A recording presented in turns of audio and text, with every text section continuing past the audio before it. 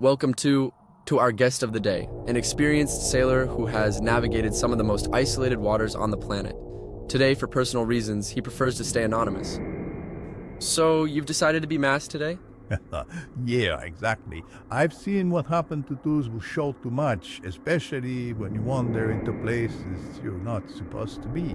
Better to keep a low profile, you know. So, you're one of the few who have sailed near Point Nemo, that legendary spot in the middle of the Pacific Ocean where no one ever goes. What's it like out there?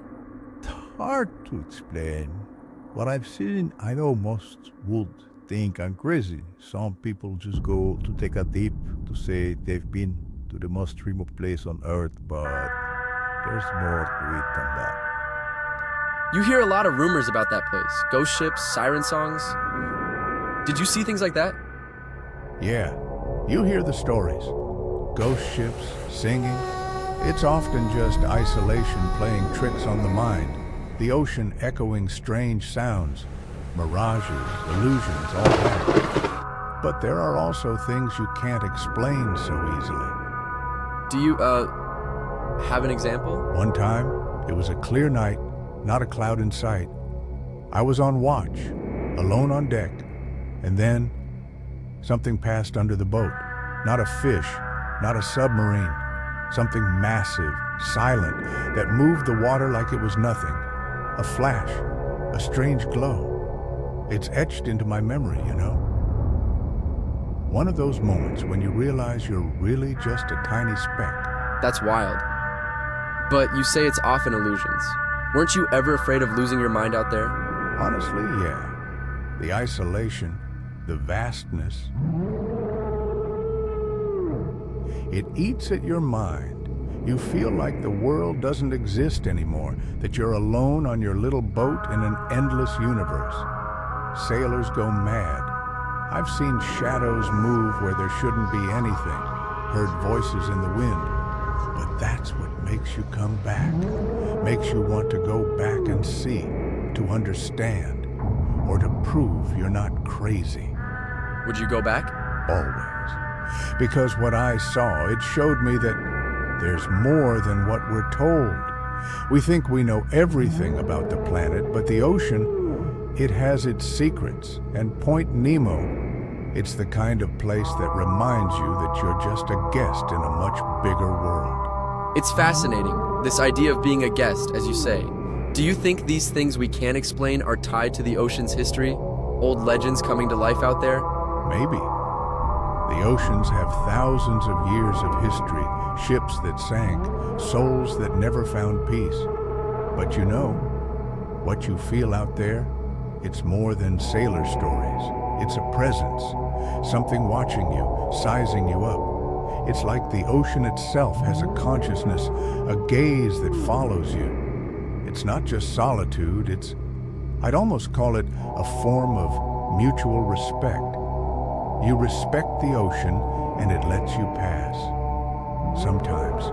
And do you think there's something living under those waters? Something we've never seen? I don't know if it's alive, or even really there, but I've felt things. Like that night I saw the glow under the boat. Currents changing suddenly. Creatures that don't look like anything known. We know we've only explored a fraction of the ocean. The depths hide things no one has ever seen. We're just curious visitors, but we're never truly alone out there. They often say the ocean is the last unexplored frontier. For someone who's seen these things, what has it taught you about human nature? That man is small. We think we're masters of the world because we've conquered land, built cities. But the ocean, it puts us in our place. It's indifferent to our ambitions, our technology. Everything we've built can disappear in an instant under a wave. At Point Nemo, you lose all reference points, all society. You're alone with yourself. It's a raw truth that few get the chance to face. Do you regret making that journey? Never. It's a privilege to see the world differently, to understand that what we see on the surface is just a tiny part of what really exists. And even if I've seen things that chilled my blood, I'd rather that than live in ignorance. Because out there, you're truly alive. You feel every heartbeat, every gust of wind, every ripple in the water. It reminds you that you are alive. Thank you for your testimony. Any last words for those who dream of venturing to Point Nemo? Prepare to be alone, to face your fears and doubts. It's not a journey for everyone, but if you have the courage, you'll see things that will stay with you forever. And you'll understand that solid ground is a luxury we take far too often for granted. That's a beautiful lesson in humility that you're sharing. I think many will think twice before fantasizing about this kind of journey. But one last question before we wrap up. What has struck you the most during all your years at sea? Is there a specific moment that sums up your experience? There are many, but if there's one moment I'll never forget, it's a moonless night in the middle of the ocean, far from everything. Everything was pitch black. You couldn't even see your hand in front of your face. We had cut the engines for some repairs, and there was a silence so deep it was almost deafening. Then suddenly, the water began to glow like millions of tiny stars beneath us. Bioluminescent plankton, probably. But at that moment, it felt like the ocean opened up into an inverted sky, a galaxy under our feet. That's beautiful. We often talk about the vastness of the universe by looking up at the sky, but you remind us there's just as much mystery looking down into the ocean. It's chilling. Thank you so much for sharing your stories. It's been a privilege to hear them. Thank you for listening. And for those who will one day sail these waters, always remember, you never challenge the sea. You respect it, because it never needs us to exist. Your story feels like both a warning and an invitation to explore a world that few of us will ever see. One last little curiosity to end on a lighter note. Is it true that sailors are always superstitious? Did you have any superstitions at sea? Oh, of course. Superstitions are like little rituals that keep you grounded when everything else is uncertain. I never set foot on a ship on a Friday. It's an old sailor's superstition. And no bananas on board. That's another one. They say it's bad luck. And believe me, many captains won't allow them at all. But beyond superstitions, there's an unspoken respect for the ocean. Whenever I set sail, I'd always give a little nod to the open sea, like asking permission to navigate. No bananas, huh? You'd never think of that. We often imagine superstitions are just to comfort sailors, but in your words, it feels more like a true respect, almost a form of dialogue with the ocean. Exactly. It's a silent conversation. You don't ask for anything, you don't expect anything, but you show respect. Because in the end, the ocean is like an old sage. It teaches you lessons you'll never forget. And sometimes it gives you gifts, like that night when the water shined like the stars. That's a beautiful image, really. Thank you again for sharing all of this with us. It's been a journey into a world that few people can even imagine. And for those listening, remember, the open sea still hides many secrets, and it takes a lot of courage and respect to approach them. Thank you. And never forget, the greatest mystery is the one hidden in the unknown. Fair winds to all. Those words are perfect to wrap up, but I feel like we could keep talking for hours about everything you've been through.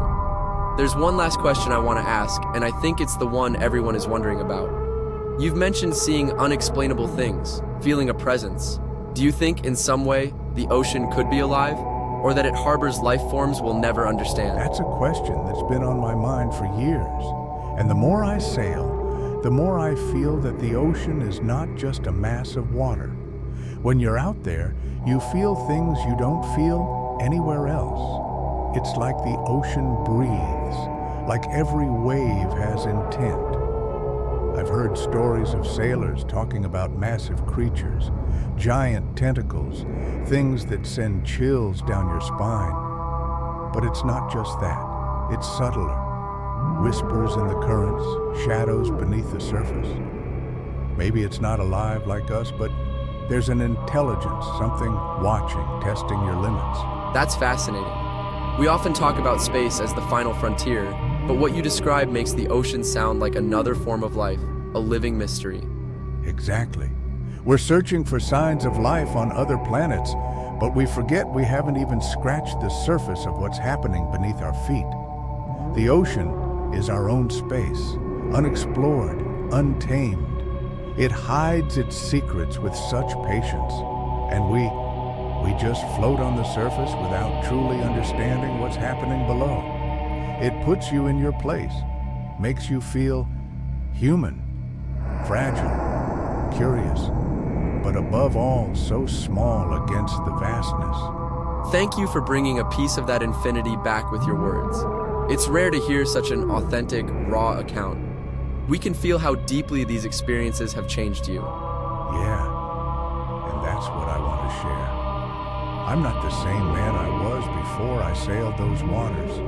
The ocean changes you, shapes you, challenges you. And I don't regret a second of that journey, even if it means living with memories that sometimes haunt you. That's what makes you a sailor with the soul of an adventurer. Thank you again for being with us today, for sharing some of your wisdom, and for letting our listeners travel with you, even if just for a moment. We hope to see you again soon, even if it's with your face blurred. With pleasure. See you soon, and may the sea be kind to you.